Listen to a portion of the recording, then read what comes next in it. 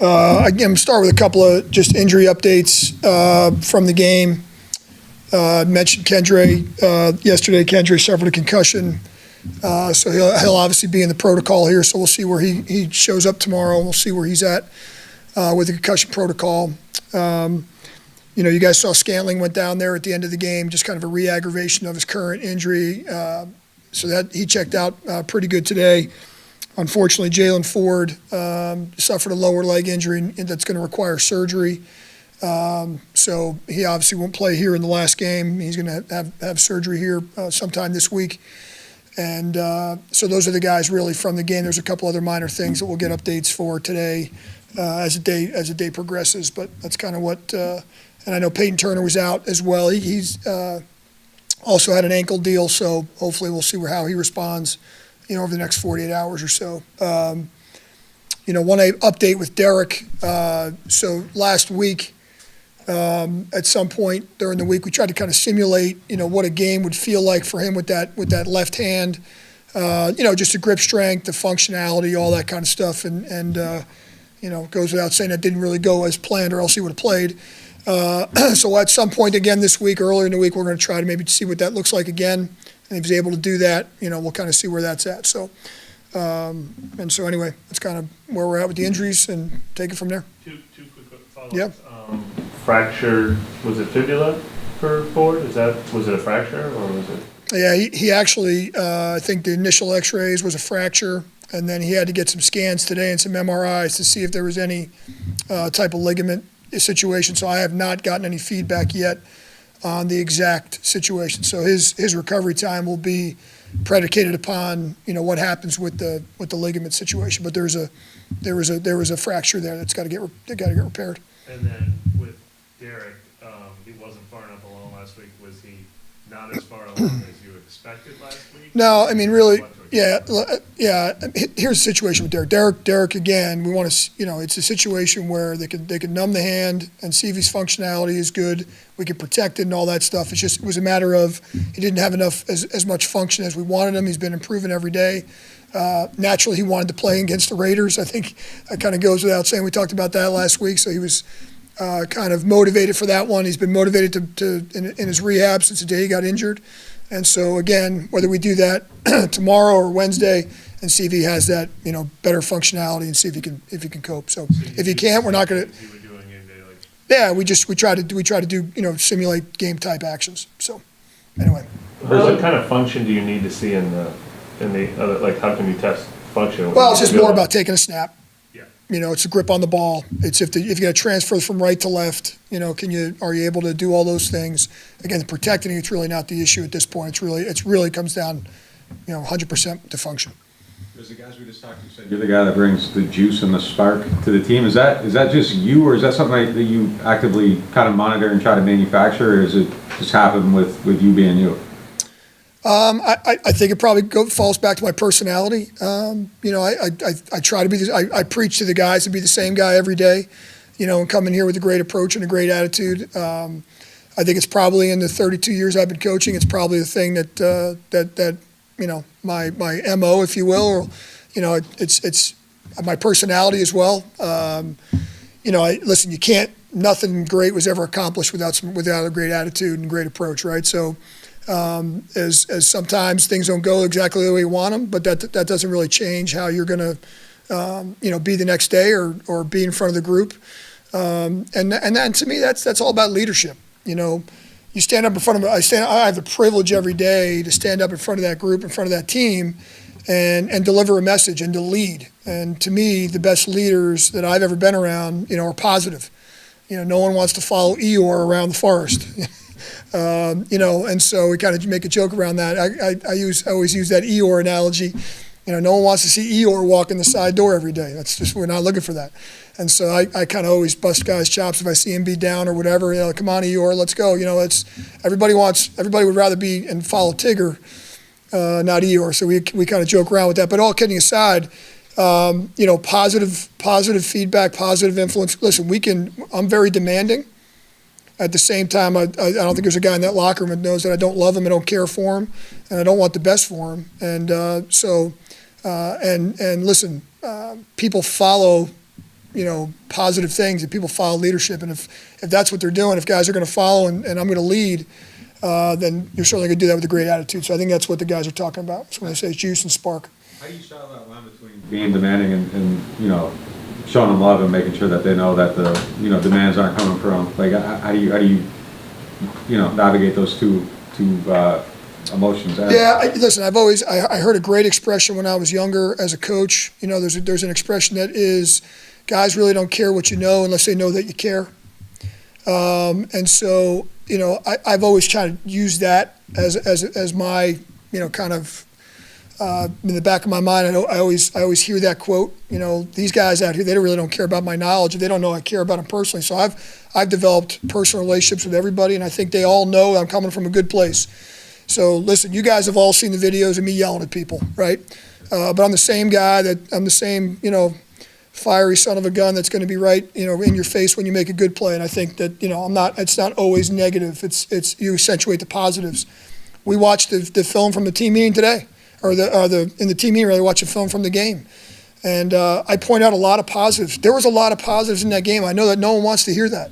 I know that's not the narrative right now because we lost 25-10 to the Las Vegas Raiders, so it's hard to say there's a lot of positives. Yeah, there was a lot of positives. We gave phenomenal effort in that game. I came here this morning early to watch all three phases, and I'm looking for guys that aren't giving great effort. I can't find them. I think the goal line stand by us is a great example. Demario Davis gives phenomenal effort to keep that guy out of the end zone. We talk about defending all 100 yards of the field, really 120 yards, if you will. And sideline to sideline, he keeps that guy out of the end zone. And here, Carl, first down, boom, makes a great play. Second down, Cam, boom, great play. Third down, we take away the pass option, we get a sack, force him to a field goal. So that one individual effort play by DeMario was a 4-point play. DeMario again and Ugo make a great stop on third down near our sideline that they challenge the spot. Ends up being 4th and inches. If those guys aren't busting their ass over there, to force that stop, well, then they don't punt. Well, what happens on the punt? We get a 21-yard punt return. We get the ball at the 50-yard line. 3 plays later, we're in the end zone. So all of that, ties together. And so there were a lot of positives. There were a lot of positives on special teams. Rico Payton makes an unbelievable effort play as a gunner. It's going to go under the radar. No one's going to talk about it. Beats a double team, knocks 2 guys on the ground, makes a tackle on a 50-something-yard punt by Matt Hayball. Those are the plays that we kind of highlighted today. Bink made a great play on a run stop. Offensively, we're some great effort plays on some run plays, backside blocks, things like that. So my point, I know it's a long answer, but my point is we're pointing out all those positive things. So then when we do correct and we do point out some of the negatives and we do have teaching moments, the guys know we're coming from a good place. I just had a question about the practice schedule and the league roles. Like, how limited are you guys with what you can do with the league allows you to do this time of year? Yeah, listen, I'm extremely comfortable with the way we're practicing lately. When I took over, it's really a 3-part answer, if you will. I mean, the first part is, how we're practicing right now is very, very relative to the rest of the league. I've in my job as an assistant head coach over the years, I've studied all 32 teams across the league on, reps and practice time and, how you worked, your tempo during the practice, breakup, offense, defense, special teams. So I'm very knowledgeable in that area. When I took over, the second part of it is, we were at a place where we had a lot of injuries. I know that's not a big secret, right? Took over at a time where our roster was kind of beat up, and so we had to keep that in mind. I mentioned that activation thing that we did. We incorporated. We had a ton of soft tissue injuries when I took over. Since I've taken over, we haven't had one soft tissue injury in a practice. We only have one in a game in the last 8 weeks, and that was a problem for us. We had a situation where we had 8 consecutive weeks in a row where we had somebody injured in practice that couldn't play in a game in the beginning of the season. And so we were dealing with a lot of stuff, not to mention all the injuries in the games. And so we had to find a very delicate balance on how we're going to be able to get reps, get quality reps, get the speed of practice at the same time, be very conscious about our injuries. And so that's the second part. And then the third part is, the general fans probably don't realize we're a little bit handcuffed by the NFL rules in terms of how many times you can have padded practices. So you're only allowed to have, a lot of people won't know, you're only allowed to have 14 padded practices for the entire NFL season. That was with the new CBA. You can only have 3 of those practices in the last 6 weeks of the season. You can never have 2 in 1 week in a lot of the weeks. So you're very, very limited. So most people would say, wait a minute, you're only allowed to practice 14 times in pads the entire NFL football season? Yes. The answer is yes. So we get a lot of that work in training camp. A lot of that work, obviously, in the beginning of the season. We used a lot of those padded practices in the beginning of the season. So, once you use one, you have to check it off. So there's a little bit of limitation of what you can do.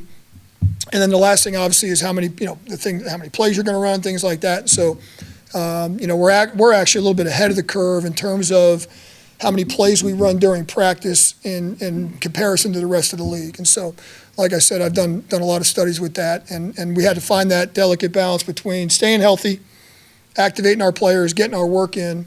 And if you look when I took over, listen, we won 3 out of the first 4 games. I don't think our practice, I don't think our practice situation really had anything to do with our performance. And the one game we lost, we were throwing the ball to the end zone on the last play to either win it or tie it. So, I know it's a long answer again, but we put a lot of thought. We put a lot of time and a lot of effort into exactly how we do things around here every day. And so all that kind of ties in, but a lot of it obviously ties into the situation with our injuries. When you took over, you said there was an initial wave of emotion. You knew what happened after the coaching change. Did you feel like the team ever had to fight through that second wave where things kind of settled down, I guess? Yeah, I do. I think, I just mentioned that first 4 games, we won 3 out of 4. Well, okay, so then we lose Derek, we lose Alvin, we lose Taysom. And so I think there was that second wave of, all right, we lost our quarterback, here we go. We gotta do this now with our, our second and third quarterbacks and find a way to make this happen. And we got with some guys along the way, but we've lost some pieces, and we lose Eric, we lose Lucas. And so, yeah, was there that second wave? And I think that goes back to just being positive every day. As I pointed out to the team today in the team meeting, a lot of the things that we did yesterday in the game had nothing to do with injuries. We kind of shot ourselves in the foot a couple times. We jumped off sides on that third down early on, and 7.5 minutes later, they still have the ball. I think it was 14 more plays, so our offense is on the sideline. We're not giving ourselves a chance to score. We get the ball down and I'm going to go for it on 4th down from the 30, whatever it is, yard line. We jump off sides. Now we're on the 42. Now we got a punt. We get a pass completion at a plus 35, and we're going to have 1st and 10, and also we got a holding call. Now we're backed up. It's like a 20-something yard difference. And so a lot of those things, with those situations, we can certainly blame the injuries and we can certainly blame the circumstances. But I've been preaching to these guys from the beginning about accountability and all that. So we're trying not to let that. But I think there was that second wave of hey, we got to find a way to get this done. One injury I don't think we've asked you about in a while is Taysom. How is he doing with his rehab? How did his surgery go? Do you have any updates on that? Yeah, I got all double thumbs up with the surgery. There was no complications. He is, obviously he's not that far out from surgery, so this first week or 2 is just kind of a slow. But he's, projected to make a full recovery and all that. He's got a great attitude about playing again and wanting to come back and doing all those things. So I think you guys know Taysom. He's going to attack everything with a great attitude, and if they tell him it's going to be a certain time, he's going to look to beat it and all that stuff. So we'll kind of see in about a month or so, he'll kind of have a better timetable for his return. What do you mean of the job Clint has done this year? For Clint, just what have you made of the job he's done this year, and what have you liked working with him? Yeah, I love working with Clint. I think Clint's a great young mind, and has really done a great job with the situation, the circumstances. You look how we started the season. He was kind of working with all those pieces. We come out of the gate with a couple of 40-plus point games. And, listen, there might not be a coach in the building that's been more affected than him by the circumstances. And he's done the same thing. He's been the same guy every day, working his tail off, trying to be creative, finding a way to get it done. He's had to play a lot of moving parts on that side of the ball. This past week, no different. But listen, I think obviously Clint comes from a great coaching background. I don't know if there's a guy in our coaching staff that spends more time in the building and works harder at it than him. And I think you've seen a lot of creativity from him, throughout the season. No different than that touchdown we threw yesterday to the double pass to Foster, and I think he's done a great job working with the pieces he's had and a lot of moving parts. A lot of quarterbacks, one game to go, a veteran like Derek, dealing with obviously a painful injury. I'm sure a lot of people would, shut it down for the season. I'm sure quarterbacks have. What does it say about Derek that he's trying to fight back and actually play when the playoffs are out? He's got a lot of cachet in this league, so there wouldn't be any problems if he did. What does it say that he's trying to fight back? Yeah, I'll tell you what, that's why my respect level for Derek has gone up even more with him not playing than playing, because I see him in here every day, first guy in the training room, attacking the rehab, being adamant to me about, hey, Riz, wanting to come back, for his team, regardless of the playoff status. I think it says a lot about his character, a lot about his leadership, a lot about his want to, his competitiveness. And it's just, it's a shame because I'd love to see him get back out there. To this point, he hasn't been able to do that. But I think it speaks volumes to him as a person. You guys have mentioned some of that contract stuff before, which I really don't get involved in, but the easy thing for him to do would just be like, hey, I'm going to be done. And he's done the exact opposite. I think he wanted to prove that really wasn't in the back of his mind. He wanted to prove that I'm trying to get in here and get this done. And so, I again, much respect for him in that situation. Where are you guys with Alvin Kamara this week? Yeah, listen, I'm going to tell you, Alvin wants to play. So there's not going to be any secrets there. Alvin wants to play. I'm going to let the medical people kind of handle that and make sure, again, that he's able to. But I know he's in here and he's rehabbing, 3-4 times a day to try to get back. That's what he wants to do. So whether or not he's going to be able to do that and physically able to do that, that remains to be seen. We'll see how the next 48 hours kind of go and we can get him in and integrate him into practice. But I could tell you it's not from it's just like Derek. It's not from a situation where he's the first guy to text me after the game yesterday and kind of trying to keep my spirits up and stay positive and just continue to communicate with me about his desire to try to finish out the season. We'll see if that's possible. What did you come away with after you were able to watch the film on Spencer Rattler? Yeah, I'm going to be honest. A lot of what I said after the game, I think, kind of held true. There's a bunch of plays that he makes in the game. There's a couple of throws that are really good throws. He makes that throw to Kevin Austin in the 2-minute drill with a guy in his face to get us in the field goal range. Thought he handled the 2-minute really, really well. I think he was 20 for 36, but let's be honest, we probably had 6 or 7 really catchable balls. That we should have caught, and all of a sudden that day looks completely different for him. 26 or 27 of 36 looks a lot different. There was some pass protection stuff where he had to get himself out of trouble. I thought he did a really good job 2 or 3 times of avoiding the rush and making a play. Unfortunately, 2 of those times in particular, we ended up getting penalties. Where he was able to actually avoid the rush, get outside the pocket, make a play with his feet, deliver the ball down the field for an explosive play, and one of them got down to the 1-yard line. And there's twice during that game where we have pass completions inside the 5 that get brought back for penalties. I mean, think about how much different that game is. And so that's kind of what I said. I think it's a little bit of a grade of an incomplete, quite frankly, because it's hard to give a true evaluation when we had the drops and the missed pass protections. I did think he missed on some throws. There were 3 throws that I told him and watched today with the team that the interception ball he throws too high, gets tipped up and gets picked off. The throw before the play to Juwan down, he missed Dante Pettis on an in route, and then there was a 3rd down throw to Juwan that he's got to make. So those 3 throws kind of stick out as throws. Man, we got to make those throws. We got to convert on those. But man, there were some plays that he made. So it's still a work in progress. You see the player, you see the plays, you see the positives. But as I said last week, like any young quarterback, you watch those 2 young quarterbacks last night in that game. If you watch that game at all last night, same thing. Young quarterbacks have a tendency to make some negative plays. Those are the ones you got to get rid of. This has been a pretty adverse season, maybe more than most. What have you kind of learned about, I guess, you and the locker room? The locker room. Here, I'll start with the locker room. I had such a fond respect for our players before I took over as interim head coach, and my respect level has doubled because of the way that they've handled this situation, the character, the leadership, I've said this before, and I'll say it again. The guys in our locker room that have been the best are our leaders and our veteran players. They've handled this situation tremendously. I've said the names before: Cam, DeMario, Alvin, Derek, the guys, Eric McCoy, the guys that have been playing a lot of football, our captains. They have been the glue to keep that locker room together, and so I've learned a lot about those guys. And the effort level that our players have shown in the last 7 games has been outstanding. Not good, outstanding, including yesterday.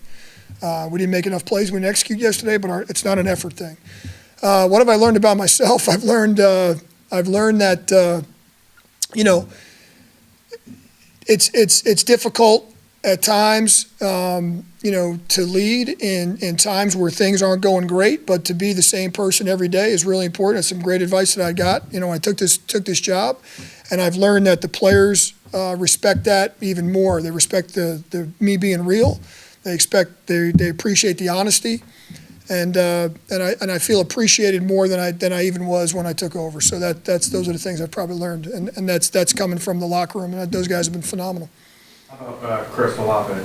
Yeah, well, Chris is going to be right back in practice Wednesday, and he had a really good end of the week last week. And he's another guy that's like looking at me like, Coach, man, I want to get back. So we'll see where he is Wednesday, Thursday, and we'll keep that door open. How close would you say he was this past weekend? Well, listen, he looks like the Chris Olave running around that I'm used to. It's a matter of the conditioning level, getting him back, making sure the sports science people and the strength and conditioning people feel like we're good there, and then obviously the medical side, make sure we're not putting him in harm's way. The simulation that you guys do, is that before practice, or does it occur same time as practice? Yeah, usually in those situations, blanket statement. Usually, anybody, any position, you would bring them out prior to practice, put them through some drills. Doesn't matter the position, and make sure that you integrate them into practice. We're going to be good. So you do that early on. With a rehab guy, you can do that. We can do that tomorrow. We can do it Wednesday before practice. We can do it whatever day we decide. So we would do that with anybody. So if we see him out there Wednesday, that means he passed the simulation thing? Yes, sir. All right. Yes, sir. If he's out there Wednesday with that red jersey, number 4 running around, that means he did well either yesterday or Tuesday or Wednesday prior to. Yes, sir. So.